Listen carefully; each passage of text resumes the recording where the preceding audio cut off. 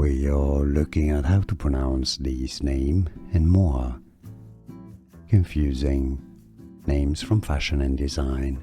The name of a Spanish fashion designer and brand, Manolo Blahnik.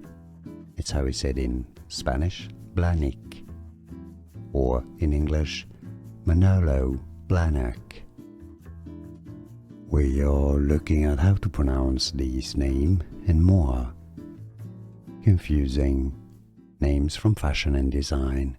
The name of a Spanish fashion designer and brand, Manolo Blahnik.